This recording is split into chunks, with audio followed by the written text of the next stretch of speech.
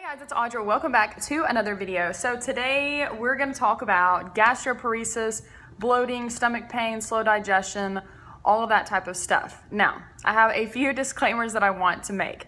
I had a video on this that I literally made like probably over 2 years ago, and it was the worst video, like quality and just like everything about it was bad. The information in there was very good, but I was just like putting out information just for people with disordered eating, and I didn't understand other people like might come across it or whatever, you know.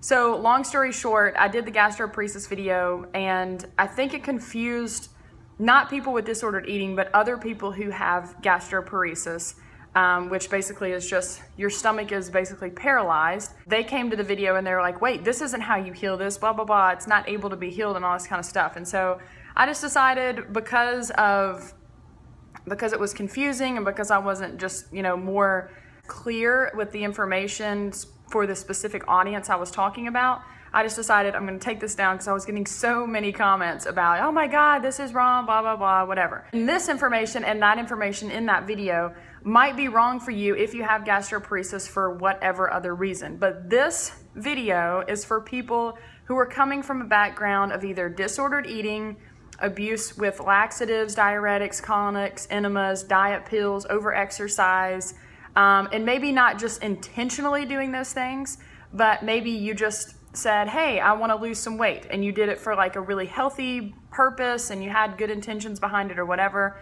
It doesn't mean that you have to have like this strict, like, I want to be anorexic mindset. It could just be, maybe you had like a surgery or something, you couldn't eat, or you lost your appetite because your dog passed away or something, that type of thing. This has more to do with the not eating enough. All the other reasons for gastroparesis are not going to be covered in this video. There are tons and tons of reasons why people deal with this. It can be from medications, it can be from surgery, it can be from all types of things, and this video is not going to cover that. So I just want to be clear so everyone knows up front, the information I'm going to be giving here is for people who need to fix this and can fix this in my experience. Most likely, again, I'm not a doctor, I'm just sharing my experience and my experience of working with others by changing their diet and their lifestyle, okay? So, first of all, if you have no idea what I'm talking about when I say gastroparesis, basically it's like I said, gastro is stomach, paresis is paralyzed, okay? So it's basically like your stomach is paralyzed. And this is basically when you eat something and you get extremely bloated, maybe there's some stomach pain, maybe you have diarrhea or constipation, maybe there's some gurgling going on in your stomach. And the biggest thing is that the food that you eat goes forever, like it takes forever for the food to be digested. Your body's number one goal is survival, okay? It's always working to keep you alive. It's trying to make you feel tired so you'll go to sleep. It's making you feel hungry so you'll go eat. It's making your heart rate increase when you're scared so you can get out of that situation. It's always doing things to help you survive. When it comes to this gastroparesis thing, if you've gone through a time of not eating enough for whatever reason, or a lot of abusing diet pills and laxatives and just that whole dieting scene, or maybe you just lost your appetite because of a tragedy or something, whatever. But if you go for a long time without eating enough, and let me clarify here too, it's not so much how often you eat, it's more about the caloric intake, okay? So it doesn't matter if you eat 50 times a day or 2 times a day, it doesn't matter. You can eat 2 times a day and get all the calories that you need, and you can eat 50 times a day and not get all the calories you need. So it doesn't matter about how many times a day you're eating, it matters about how much you're eating.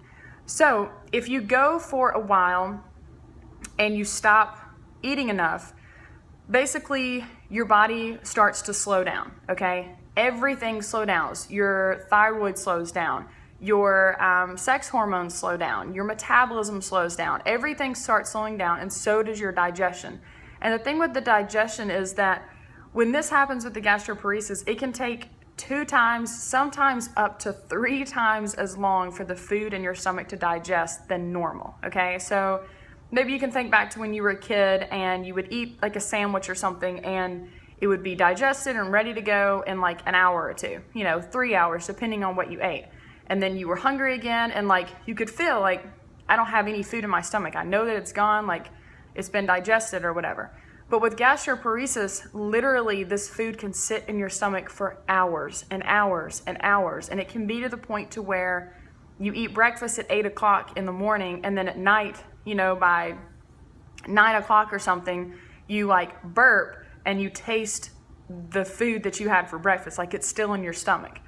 And you're just like, what in the world? Like this food has been sitting there for literally over 12 hours. And that's not normal, okay? Obviously. The reason why it does this, the reason why it takes so long for that food to digest is because of survival mechanism, okay? Your body is trying to excrete as much energy as it can out of that food as slowly as possible, because your body has no idea when you're actually going to feed it again based off of past precedent. So it doesn't know if it's going to get to eat in 2 hours or it's going to be 2 days, and it doesn't know if it's going to get 200 calories or 2,000 calories. It has no idea. So based off of your past and what you've put your body through, your body is starting to get smarter now, and it's saying, well, she's not really feeding me enough and on a regular basis, so I'm just going to slow this thing down because I don't know when I'm going to be fed again. And a normal person who eats enough on a regular basis, they don't have this problem. The food doesn't sit in their stomach all day long. I mean, depending on the food, right? But most of the time they eat, it digests, and then they're hungry again in a few hours, and they eat, and it's just like this constant thing because their body's like, hey, I'm being fed, thanks, let's digest, okay, next, hey, I'm being fed, thanks, and it just goes and goes and goes. But when you start to slow that down and you start to say, well, you're not going to eat enough, and you're throwing your body off for whatever reason, your body is going to kind of switch on to autopilot, and it's going to take over, okay? Most people notice that this starts happening when they start to try to eat more, because maybe you've been through anorexia or bulimia or just disordered eating habits or whatever, and you're finally to the point where you're like, okay, I think I want to, get better now. And so you start trying to eat more, but you notice every single time you eat, you are bloated out like you're 9 months pregnant. It's so uncomfortable. You can't walk, you have diarrhea, your stomach's hurting. You just are literally at the end of your rope. So what I'm gonna do is I'm just gonna give you some tips that have worked for so many people, and this is what I stand by, and this literally works. It worked for me when I had stomach issues. I went through a time where I literally could not eat at all because I had stomach ulcers pretty much. I had been on a really high-powered medication for some leg pain, and that medication basically just burnt up my whole stomach, literally. Like it messed up all my gut bacteria. It caused inflammation in my stomach and everything. I got an endoscopy and they're like, your stomach is jacked up. And so every time I would try to eat something or just drink a sip of water or do anything, my stomach was ruined. Like I would eat like one goldfish, like a little bitty goldfish cracker, which this was before I was vegan, obviously.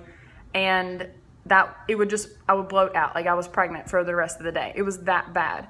And so once I started doing research on this and figuring out what in the world am I supposed to eat, that's when I figured out how to do it, and my problems literally went away literally within weeks, and never again have I dealt with this. And the same is true for so many other people that I've helped, okay? So I hope that this helps you. I'm just gonna throw it out there. Again, I am not a doctor. I'm not here to diagnose you or do anything like that. I always encourage you guys to check with your doctor and therapists and counselors and whoever you talk to. Don't just take somebody's word off of YouTube, even mine, even though I do have the greatest intentions at hand, but still, like, I'm just putting that out there too.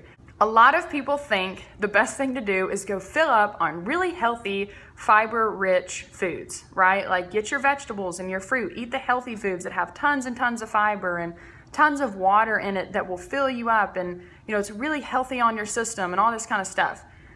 And I'm just gonna tell you right now, that is the absolute worst thing you can do. And I know that that flies in the face of what everybody's saying with health food and all that kind of stuff, but I'm being extremely honest with you. The issue with the fiber is that fiber actually slows down your digestion. That's the whole point of it. It can bulk up your stool. It can make you feel fuller, which is very, very healthy for your body. The biggest thing about this is if you are experiencing gastroparesis and you're trying to fill up on raw broccoli and a lot of greens, and especially tough greens like turnip greens and cabbage, like raw cabbage, you're eating a lot of raw foods, specifically raw fruits and vegetables, specifically the ones that are high in water, like watermelons and melons, and like citrus fruits like oranges, grapefruits.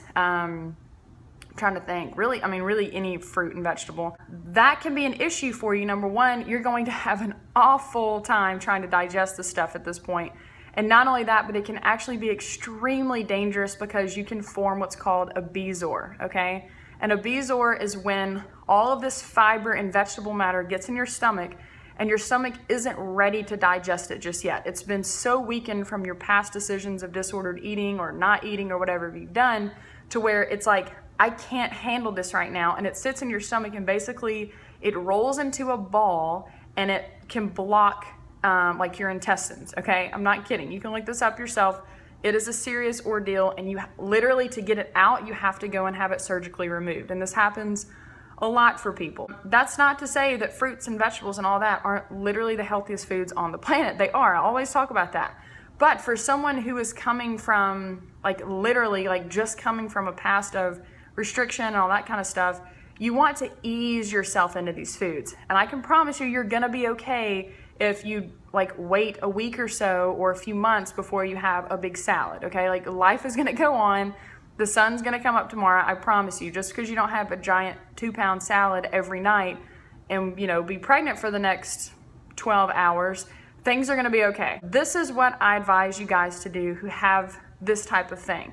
You wanna focus on the lowest fiber, lowest water, easiest to digest, very highly processed foods as possible, okay?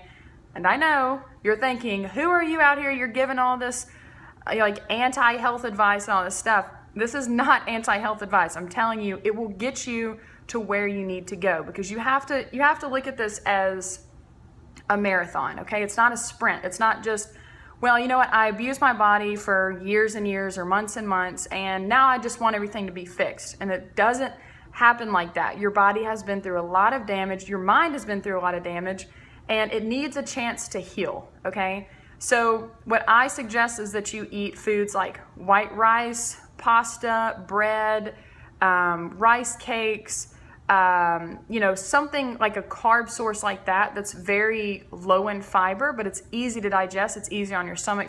Crackers, you know, little biscuits or something like that. You can make these at home. You can get store-bought. That's totally up to you. But that's the type of stuff you want to kind of focus on. On top of that, you can do jelly, you can do peanut butter, you can do nuts and seeds. But I will say with the nuts and seeds and the peanut butter, you don't want to go too much with that.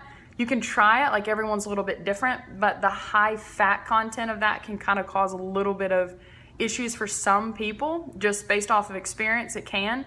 Not everyone though. Some people can see that they can just slather the peanut butter on everything and they're fine. Tortillas, burritos, that type of stuff. Really the biggest thing is just try to stay away from the fruit, the vegetables, the really high fiber stuff. Literally overnight, you start to feel at least a little bit better. Another part of this is don't drink a ton of water. If you're one of these people that carries around like a gallon a day, I encourage you to stop doing that. Like, let your body just chill. Drink when you're thirsty. You're gonna be okay. Like, this isn't a competition to see who can drink the most water in a day. You don't have to sit there and force it. The problem is the more water that you're putting in, that can be also very difficult for your stomach to digest, on top of the fact that you just put it through all this other stuff. So I know a lot of you are probably sitting there thinking like, oh my gosh, I have to eat, you know, rice cakes the rest of my life. No, I'm telling you, this is only gonna be for a short time. So the way that you transition out of this is basically you just keep eating these easy to digest foods, okay? They're low in fiber and low in water. And as you continue, then you just start trying to like experiment a little bit. So you say, okay, tonight I think I'm gonna have maybe some beans, because beans can be difficult to digest for someone with gastroparesis. They're very fibrous, and even with someone who doesn't have gastroparesis, sometimes they can be problematic. So you try a little bit of beans, okay? You don't go and get a whole cup of beans. You just have a few bites and you fill it with the other stuff that you're eating, the bread, the pasta, the rice, that type of thing. You know, and you kind of start bringing in some vegetables and some easy to digest fruits like bananas and maybe like some oranges or something like that, some strawberries, blueberries, that type of thing. and just let it be a slow, natural progression. Don't put any type of like strict timeline on it or anything. Just go with what your body's telling you to do. And the biggest part about this that I want to say, like, why do I give the recommendation for the processed foods? Well, basically, I have a whole chapter devoted to this in my Keep Your Period handbook. So this is basically a refresher for most of you if you already have that book. You're lighting 2 candles with 1 match, okay? What has happened is that you have this disordered eating issue going on, or this energy deficit going on, whether it's disordered eating or just don't want to eat or whatever. And that has caused you to have gastroparesis, like the stomach issue, but it's also caused you all these other issues that can only be fixed through more calories, okay? More energy conservation in your body. So by eating the processed foods, what you're basically doing is you're dealing with both of these issues at the same time. Fixing the gastroparesis thing, you're giving your body a chance to just chill out on the fiber, chill out on the water, and start learning how to digest food again, because it hasn't been able to do that for so long. And while that's happening, you're able to get in calories, because processed food has a ton of calories, right? Like you can eat a whole sleeve of crackers and get 1,000 calories, whereas if you were to try to get 1,000 calories out of broccoli, it's going to be almost impossible. So you take out all of those high fiber, like health foods that they're awesome and they're healthy and they need to be a part of your life at some point once you deal out all this stuff. But the thing is, you take all that out and you say, okay, I'm gonna focus on these high calorie foods because my body is literally starving. It needs calories. It needs to get back into the balance that we always talk about with the energy deficit or whatever. These foods make it extremely easy to do that, because you can eat, rice cakes and white rice and peanut butter and jelly sandwiches until the cows come home, and it's gonna be fine. Like, you're not gonna get overly full and feel sick necessarily off of that, unless you're dealing with extreme hunger and all that. That's a whole nother issue. If you're gonna eat vegetables, I would cook them basically to a pulp. Like, put it in a soup and just cook that thing until it's like mushy, basically. In my Get Your Period handbook I was talking about, I have recipes in there that are great for people with gastroparesis. Tons of different easy to make stuff. So a lot of it is going to be individualistic to see how you kind of do with one thing or another. You might be able to handle potatoes, but Susie over here can't. And that's just, you guys are in different situations. So I really hope that's helpful. Again, this video is for people who have the issues with eating. This is not about other things focusing on gastroparesis. I really want to be clear with that. If you have ever had any type of similar situation with this, like if you maybe have worked with me, or you just come across this and you're like, hey, this is what I did and it worked and I feel great, please leave your story below so that other people can see that, who are dealing with this, and they can be inspired, and you guys can kind of chit chat about that and help each other out. I think that'd be awesome. So hope you guys have an awesome day, and I will see you next time. Bye.